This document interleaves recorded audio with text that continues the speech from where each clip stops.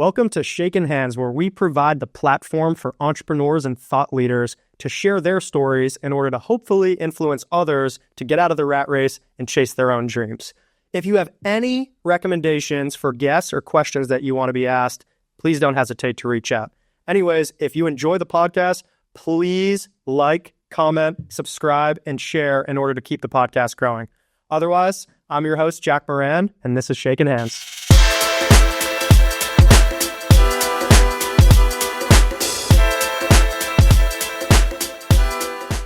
If you're looking for business mentorship, I have a place where you can get feedback on your unique personal development and business growth challenges. Over the last year, I've brought together a group of impact-driven thought leaders where we meet every single day to discuss psychology, communication, mindset, and business case studies. We have people who have made millions of dollars, lost millions of dollars, Harvard MBAs, and new entrepreneurs like you and I. Entrepreneurship can be lonely, so if you're looking for a support system, please follow the link in the description below for some more information. Hop right into it, so give me a little background on what you got going on right now. So we are in the process of developing what we believe is a unique and groundbreaking mobile search app that's driven by artificial intelligence. We hope to have our V1 out by July, at which point we'll be beta testing. V1? App. Version 1? Version 1. Gotcha. Sorry, 1.0. Yep. At which point we'll be beta testing with a small sample, creating a feedback loop whereby we'll get feedback on the app, the good, bad, the indifferent components, and the feedback from the potential users, and make adjustments at that point. And we believe that it may take us 2, 3, 4, 5 more months maybe to introduce some new developments that will probably go into version 2, which might be our MVP, that we'll launch with hopefully by the end of the year. Gotcha. Why do you recognize this as an opportunity? Why did you pursue this opportunity? Well, with my co-founder and business partner, Jeffrey Bobby, several years ago, actually going back about 3 or 4 years ago, when we first met, we came up with a concept which evolved into this, which was more of a VIP concierge type service here in Charleston, and thought we could kind of expand that into other major cities. When we determined that it was not scalable, you needed to have it was too labor intensive, you needed to have people you can trust in each city to have this type of VIP concierge service in each city, we kind of scrapped it and moved in a different direction. I was in South Beach later on a business trip and had gone to the gym and was looking for a protein shake after the gym, and was walking down the street back to my hotel. And I did what most people do, just search for something. You go to Google, and I typed in protein shakes in South Beach. And what I got was a list of the 10 top things to do in South Beach, and the 10 best restaurants in South Beach, and the 10 best beaches, etc. And as you know, with search, as it were, over the last 30 years, it was pay to play. The bloggers and the advertisers would pay Google to get high in the rankings on search. And the user experience isn't there, right? It's more geared towards, Google is more geared towards the advertiser, not the actual user. And I was frustrated. I said, are you kidding me? I can't even find a protein shake. And so I ended up going into like a Publix and buying an off-the-shelf drink, from the store. And it was at that point, and I came back home, and Jeffrey and I got together, and I said, there needs to be a better search component here. There needs to be a better way to search, more accurate. And we tossed around some ideas, and then he said, well, let's come up with an app that really, appeals to a lot of people. And I said, yeah. I said, we need something for the masses here. This is a real problem, and search is an issue. So we went in the lab, so to speak, back and forth. And it wasn't until ChatGPT came out with their 3.5. I think that was in November of 2022. I was an early adopter. I got on their wait list and started playing around with the AI, which was incredible. I put in various profile parameters and said, hey, I'm this type of person, I'm this age, I make this kind of money, this is my income range, these are my preferences, brands I associate with. And it was just flabbergasted by the results. And I said, hey, find me the best hotels in New York City based on all of these profile parameters. And I'd get back, and me being from New York, I was very familiar with New York hotels and the entertainment scene there, and was just, again, was astounded at the accuracy of these hotels that I got back, or restaurants that I was looking for. And got back with Jeffrey and said, we got something here. We're onto something, and AI is here. It's here for the masses. We certainly didn't have the resources prior to that.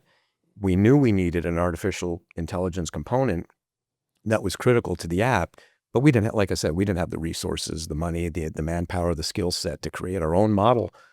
So once GPT came out with 3. I believe it was 3.5, then I knew that was the game changer, and we invested our own capital, and away we went into development at that point. So we had talked a little bit before the podcast. This is obviously not your first venture. Have you done any other tech startups or?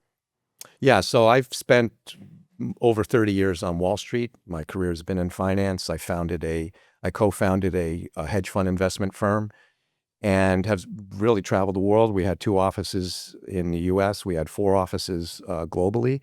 And I've spent most of my career investing in and advising early stage companies, of which maybe 10 to 15% of them were technology companies. So did you immediately, so just to back up a little bit, like your early entrepreneurial journey, was it, I don't know if you went to college or if you jumped right into college into a job or into starting your own business, like kind of what did those early years look like? Yeah, ever since I was young, I'd say even in my early teens, I was very entrepreneurial. Had several friends. We did little things in high school and little ventures that we got into, profit-making ventures. So I always had that entrepreneurial drive in my DNA. And I did go to school. I went to University of South Florida, go Bulls, and graduated there with a business degree.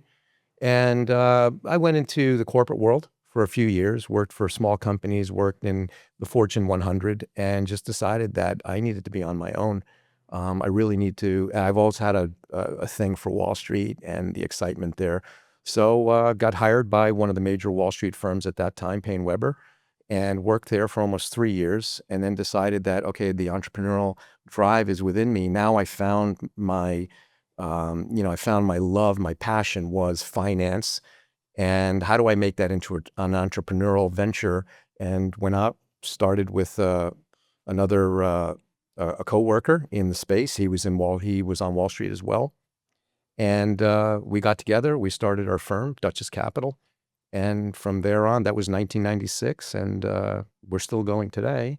But however, I'm making the transition now from finance into tech. So I've made that decision after spending 30 plus years in the finance world and enjoying every minute of it, traveling the world and being involved in, almost 300 early stage companies. It's been a very rewarding and satisfying career, but now I caught the tech bug, and I'm ready for a new challenge. So how old were you when you started the hedge fund? So I co-founded Duchess in 1996. So I'm gonna, let you know what my age is here. So I think I was 32, Okay. early 30s. I was married. I had 3 kids, and just said it was time to do it. That was the time. So what was it like raising money at that age? Like, without that?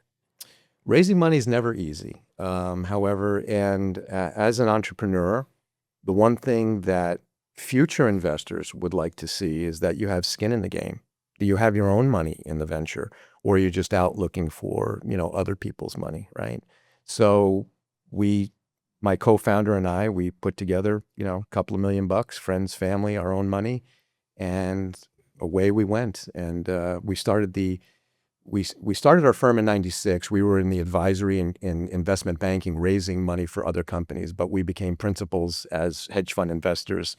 It was in 2000, right after the Dotcom Crash. So what a tremendously awful time to start a hedge fund, when the market just crashed after the dot-com boom. But that was actually an opportune time. because the market had come down quite a bit. It was settling over the next couple of years, and we started making investments, and the investments that we made early on were at very low valuations because that's where the world was at the time. And then as the market made its way back up over the subsequent years, we went with it, and then we were able to grow. And like I said, we had our 2 offices in the US and 4 abroad. Are you seeing similarities right now between this like age of AI and the dot-com boom?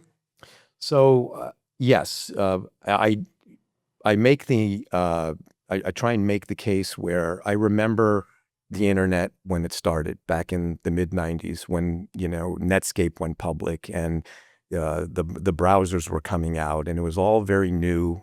There was no Amazon, or actually Amazon did come public a little bit later, eBay at that time, and it was a very exciting time, but at the same time, no one really knew the direction the internet was going to go. And I remember at that time, and pets.com is one of the case studies of a .com gone bad, where the world really thought that the internet was going to essentially obliterate the brick and mortar stores. And all you would hear was, there's no longer going to be a Macy's. There's no longer going to be a Sears or a Dillard's. Everything is going to be done on the internet. And as far as shopping goes and whatnot. And at that time, there wasn't really the infrastructure there to do e-commerce. There were e-commerce companies, but you didn't have, Stripe wasn't there. You didn't have merchant accounts, and you didn't have third-party delivery services that were out there and that we have today, which makes e-commerce so seamless. It was all very new, and people really thought, that malls were going to disappear. And brick and mortar, there was no need to go visit a brick and mortar store. Everything can be done online. So obviously we know that wasn't true. You had the Dotcom Crash, and then everybody went back to brick and mortar, and then it had to settle. You had the early adopters with the internet, and then it kind of crashed, and then it made its way back up again. And then now it's become, over the last 30 years, it was evolutionary. It really changed our lives. It changed the world and everything that we do. And I see the parallels with AI. It's in the first inning still, and it's already, people are using ChatGPT, they're using Grok, they're using Gemini now in almost everything that they do daily. They're doing searches, they're doing research using AI, just your AI chatbots. And it's already making its way into healthcare, it's making its way into the environment, it's making its way into government, it's making its way into education, entertainment, and the social communities. So I believe, as do many others, that there's going to be a parallel to what happened with the internet over the last 30 years. You're going to see that same paradigm with artificial intelligence, and it's already happening. You've had a tremendous run over the last 2, 3, 4 years in AI stocks, and now you've got the pullback coming back, and then things are going to settle. The dust will settle like they always do, like it always does. And then you're going to have it become more institutionalized, where governments are getting involved and higher education's getting involved, and everybody wants to be in on everything AI. Robots. So with someone with a lot of investing experience, what conditions and an opportunity do you evaluate to determine whether or not that opportunity is worth pursuing or investing in? Restate that question. So maybe an investor says, I like to invest in models because they have recurring revenue. What are the conditions of an opportunity, those variables that you like to, what are the boxes you want to check before investing in an opportunity? How do you determine if it's something worth pursuing? So investors, in order to determine a good opportunity, first of all, they look at the team. First and foremost, you can have the greatest idea, the greatest service, but I've certainly seen through my career that if you don't have the horses to pull that wagon, you're going to have failure, okay? Because ultimately business is about people. Ideas are about people. And what is the experience that's there, and or the passion to really deliver on what you're proposing? So first and foremost is the team. You're always looking at the people. Then as far as the actual opportunity goes, you want to see what is the problem and what is the solution what is the problem that exists and what is the solution that this particular opportunity is proposing to fix that problem. And if you believe that first of all, the problem has to be large enough to warrant a solution, because you could have, there are many problems in life. Unless that problem is large enough and enough people, enough of a universe is experiencing that problem, you're probably not going to have a successful business unless it's a very unique problem that's intensive, that can essentially hold a higher profit margin. You can charge a lot more money for something as opposed to something that's made for the masses, where you have lower profit margins, but you make it up in volume. So you're looking at the team, you're looking at the problem, and then how large that problem is, and is this solution viable, and is it scalable? So the answer to this question might be a little bit repetitive, but from that alternative side, how do you want to present that information or present your opportunity as someone who's raising money to get the attention of investors? So again, I mean, just to reiterate, when I'm now a presenter, right? So I'm not, while I am an investor also in our app, I'm now pitching potential investors. And I had the opportunity to go to a VC pitch out in Silicon Valley last October. And in giving the presentation, it was very interesting opportunity. And I actually, stated the case where here I am, I spent my entire career as an investor and being pitched. And now I'm the pitchee, so to speak. And I was pitching a room full of VCs and all eyes are on you. And I had never been much on the technology side, pitching a technology product. So I had to present in less than 5 minutes who I was. That's where I was advised to start with. Again, who are you? Why are you here? What is the problem? And what solution do you have? And I had 5 minutes to make that case. So now that you've had all this experience within your career, you have began mentoring, and I don't know if this is your first time being a mentor or if you've done it in the past. Our next guest, we're filming after this, is one of your mentorees. Why have you made the decision to devote your energy and time into, younger entrepreneurs? Yeah, as I've gotten older and have been through, the wars of the startup game, you have successes, but there's a lot of failure there. And really you learn from the failures. I know that's, that it's something that you hear quite a bit and it's overused maybe at times, but it really is true. I'm writing a book right now about my experiences and many of the deals that we've been involved in throughout the years all over the world, and making it somewhat educational and yet entertaining at the same time. So you also have to find humor. When you look back, when you're in the midst of a crisis, it's not funny, right? So what mettle do you have to make your way out of that crisis, and what becomes of you after the fact is what really determines, who's going to be successful and who's not. How do you deal with problems? And the sky cannot be falling every day, because it does fall every day in a startup. You see that. I just recently read the book, The Founders, about the story of PayPal. PayPal, we all know it today as what it is. And when it was in its development process, the early stages with Elon Musk and Peter Thiel, et cetera. Yeah, exactly. That whole, what's come out of PayPal is YouTube, Peter Thiel's group, obviously Elon's companies, LinkedIn. You have all of these platforms now that we're accustomed to using every day that would have never been shaped had PayPal never existed. And PayPal, by their own rights in the book, they should have got out of business 20 times. They tried to do deals with eBay to be acquired. I think they were finally acquired by eBay on their 5th attempt.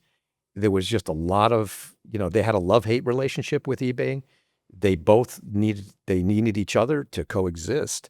but they hated each other and had to love each other. And there were so many issues with PayPal, but yet they persisted. They had the drive, and they just had this never say no attitude.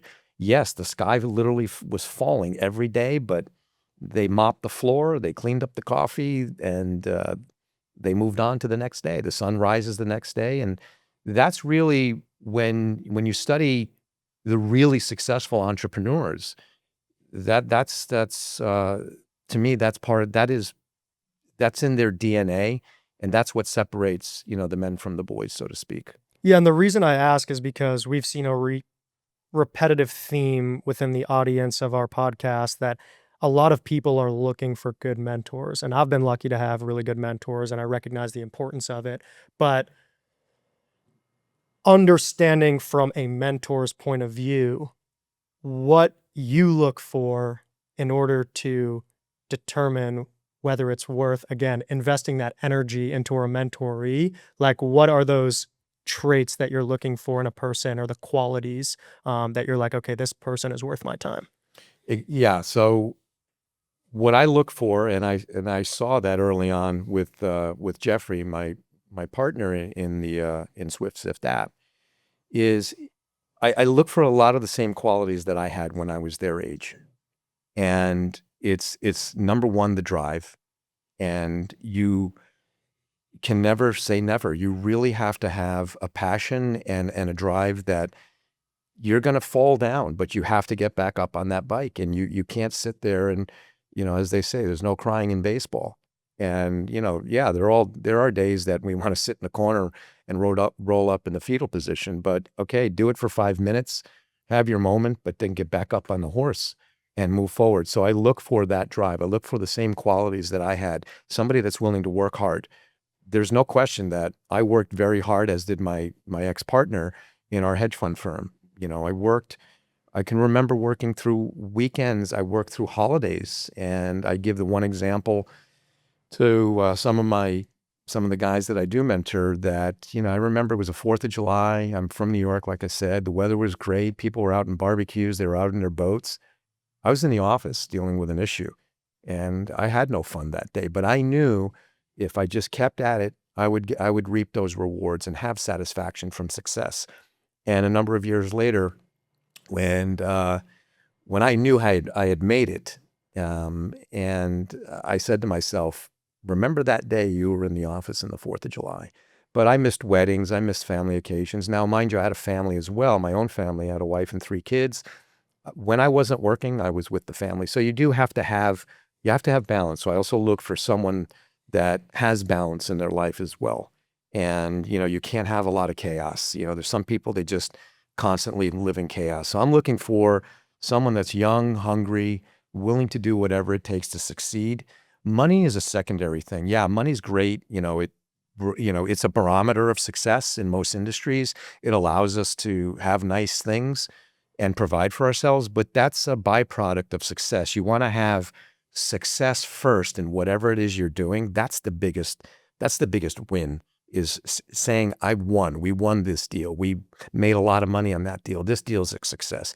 And success has many fathers. So, we can all say we've participated in that. And someone that needs to be a team player, because also it's not about me.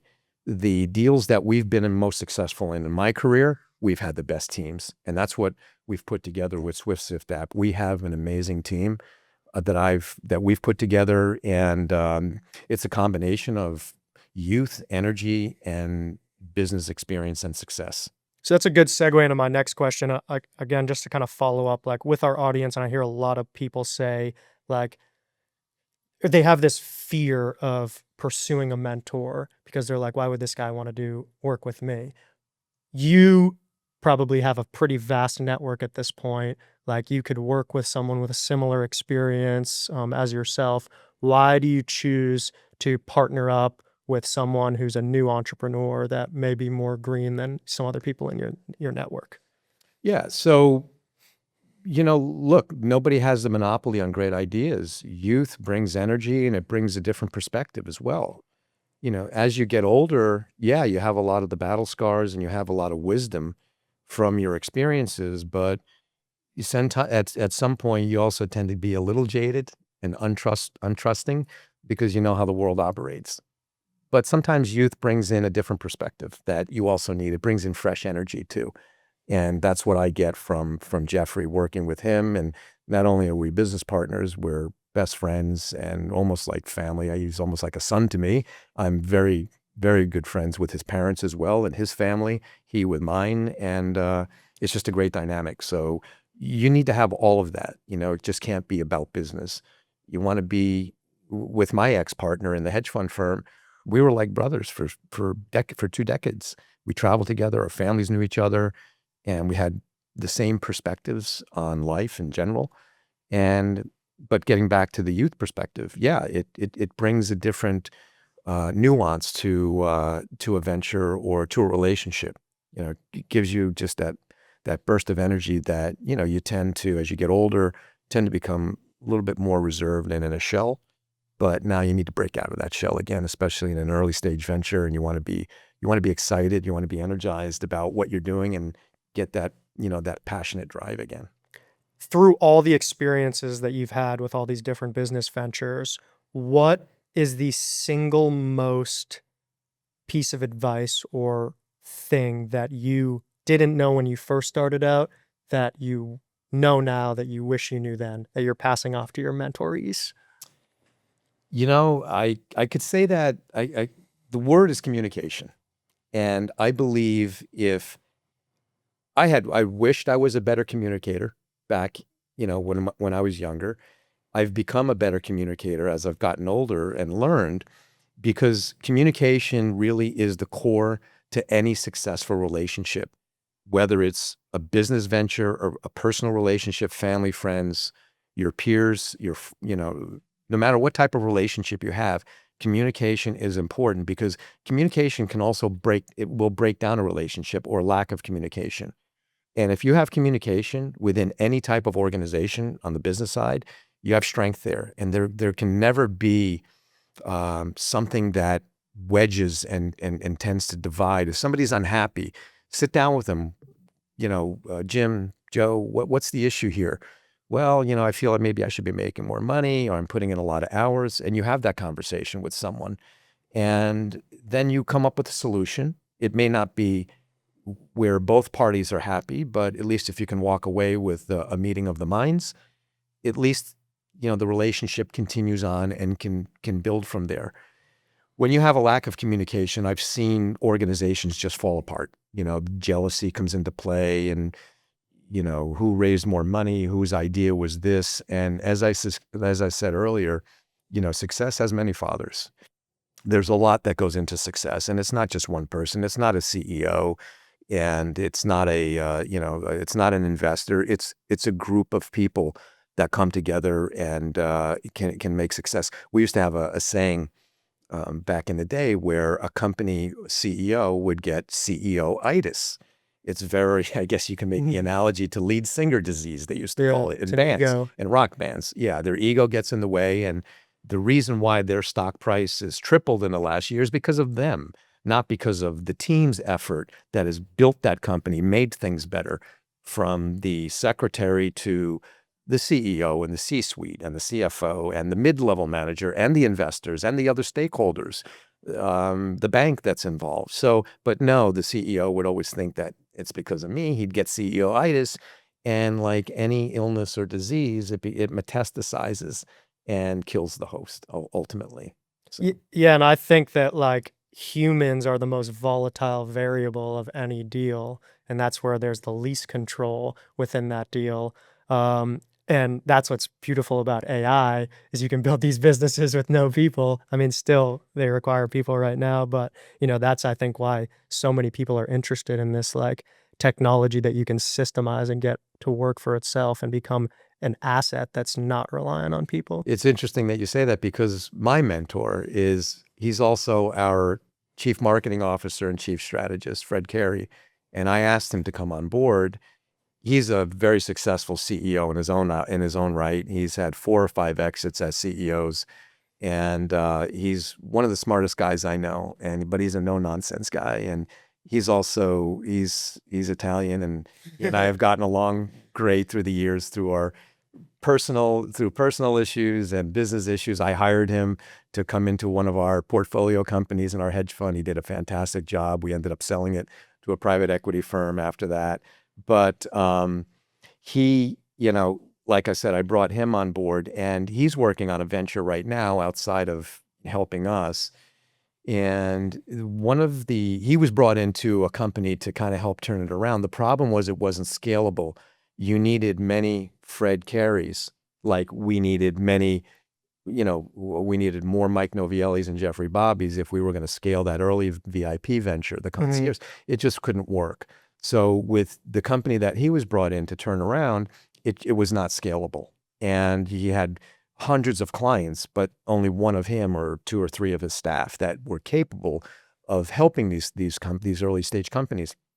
So through the magic of AI, with his new company now, and he's in the alpha stage, he has created this model with all of the content that he has put out there through the years on social media, his blogs, and they've created a version of himself where now he can talk to 10,000 people at one time about their issues with their startup companies and be conversational.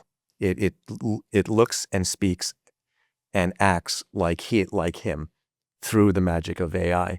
It's amazing. We've tested it out. You call up and you have a conversation with him, and it responds. It's his voice, his intonations, and so to your point about how AI is changing, the way we see and do things.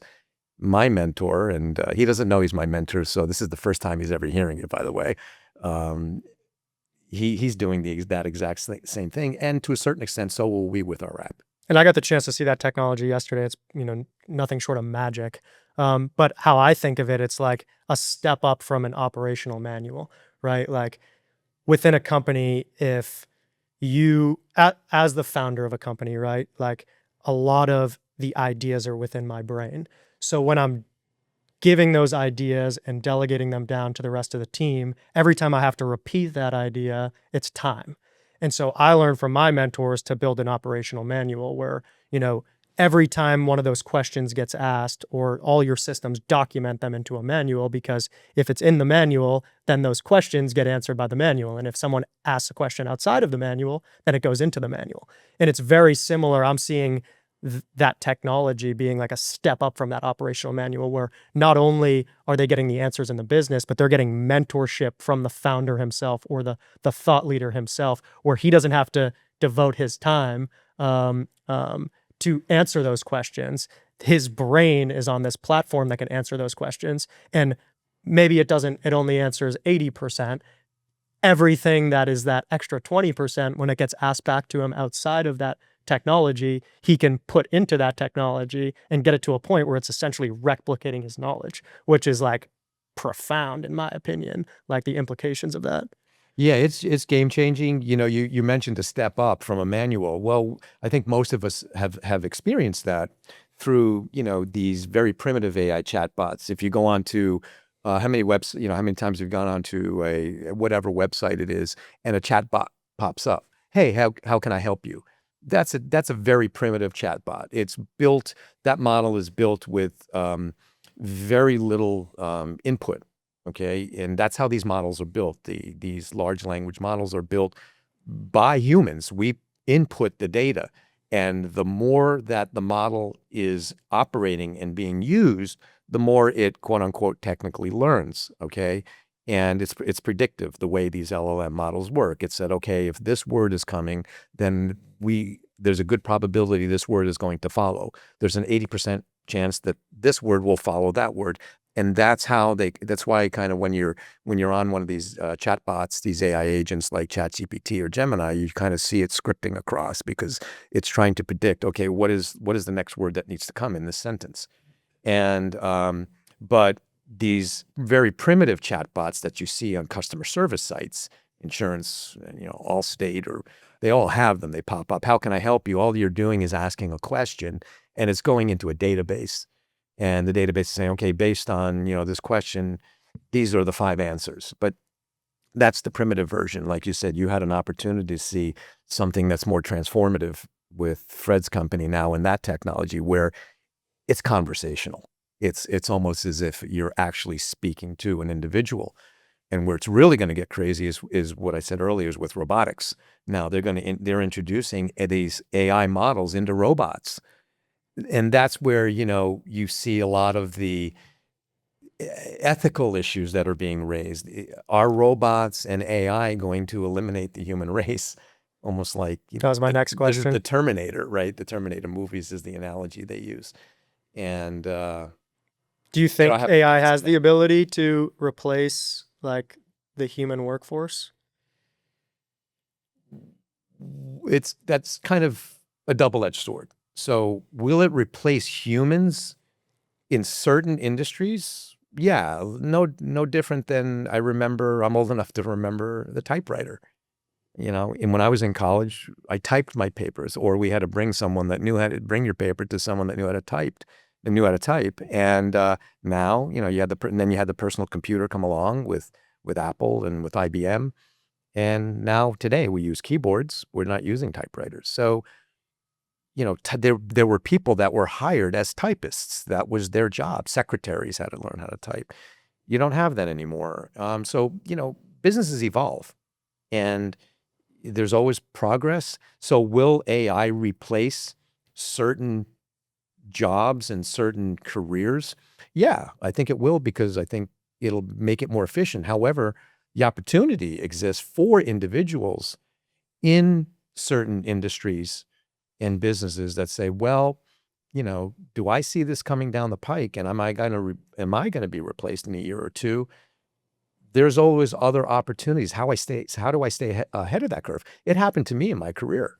When I started, like I said, early on as a stockbroker with Payne Weber, I remember I did a big trade. I put my client list in a particular stock. The stock, did very well. It performed well.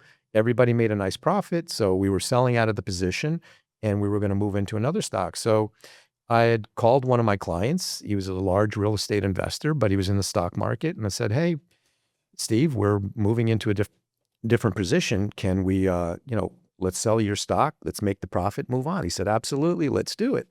Now, what we were called full service stockbrokers at the time, meaning that we found the idea, we did the research, and then we brought it to the client. At that time, there was deregulation on Wall Street about charging commissions, and you had the rise of Charles Schwab and discount brokers. So Steve and I went to lunch, and we were celebrating, a big win.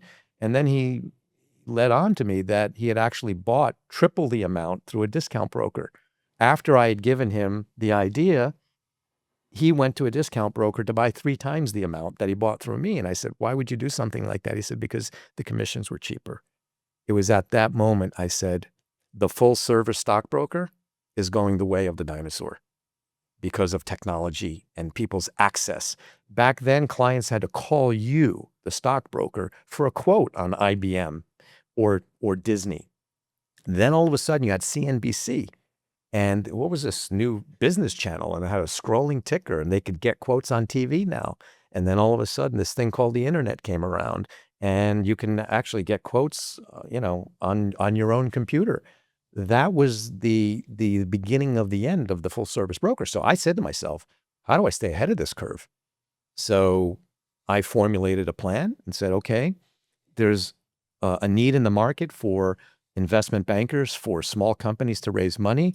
I have a background in the, securities industry. I'm licensed.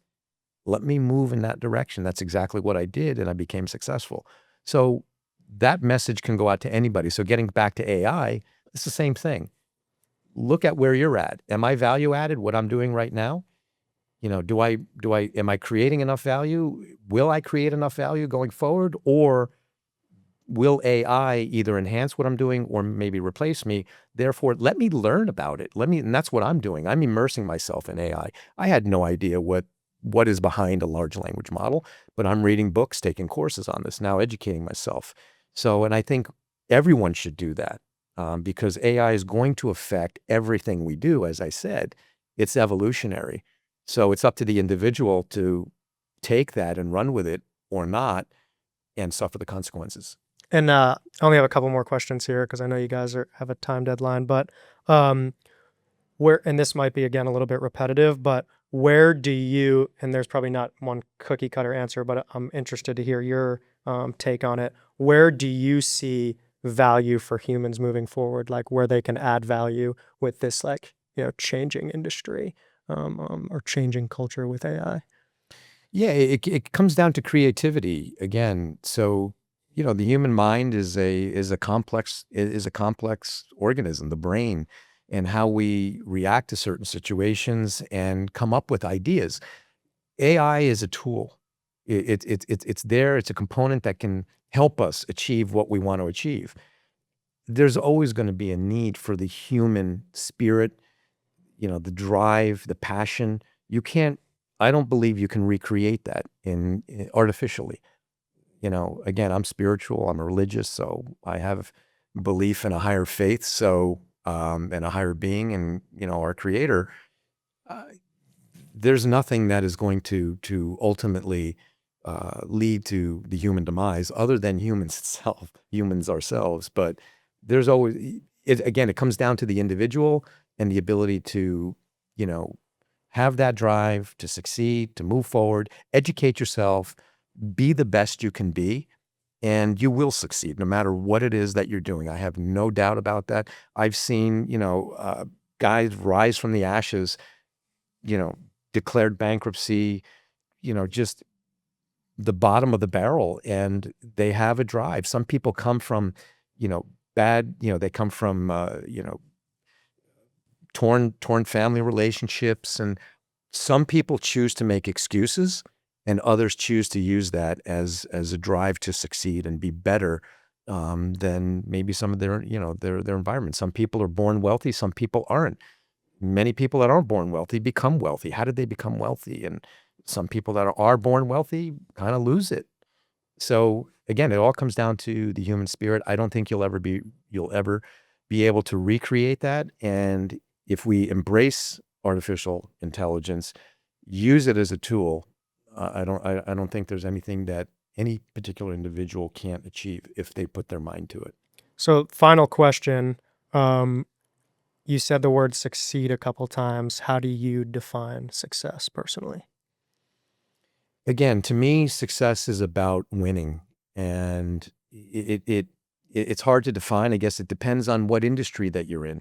If you're a teacher, what percentage of your students graduate, go to the next step? It's not, a teacher isn't going to make as much money necessarily as an entrepreneur, but money is not the barometer of. It is a barometer of success in some industries, but it is not the end all be all. Success is how it's defined, I think, by the industry that you're in. If it's personal success or business success. If it's like I said, if you're a teacher, how many of your students are graduating? What are your peer reviews? With lawyers, lawyers are peer reviewed by certain platforms that are out there, and you have a 5.0 rating by your peers, or you rated 3.5 by your peers. And so I think that means a lot. And What's the barometer for yourself? How are you gauging your success? how am I gauging my success personally, business, or with our app? Whatever the highest priority is for you. So right now, my highest priority is our app, our SwiftSift app, and success will be really based. The number one metric is going to be the amount of users that we get with the app. So the more adaptability that we get with the app, the more scalability that we have with it, the more success that we're going to have, and that's what I'm looking forward to. What's the growth model to get those users? So we believe that about a third of our newly acquired users will come through sharing, because it's going to be a very shareable type of platform. And about 2/3 will come from, traditional ad campaigns through influencers, online marketing, etc. So it's about a 2/3, 1/3 model, and that includes attrition that you have, which is typical in any type of mobile app. Well, it's a really cool idea, and I definitely would be a user. I see a big need for it. I was talking to Jeff yesterday about how I'm one of those people that, you know, has given up on the typical ways to find restaurants and find locations to go because of that lack of trust. So I think it's, there's a massive need for it, and you guys are going to have huge success. And it's clear that you have a ton of experience, and your growth path is inspiring. So I congratulate you in your success. If people wanted to reach out to you or want to keep track of what you guys are doing on the app, and when it is live, want to utilize the app, where can they find you and find out about what you guys are doing? So our website is swiftsift.net, and we're on all social media that's out there. We're on X, we're on TikTok, Instagram. So most of the major social media platforms, we're out there, and we're constantly updating it. And so I encourage everyone to follow us and hopefully become at one point in the future a very enthusiastic user of the app. Fantastic. Well, I appreciate you coming on. Thank you very much for having me. Sweet.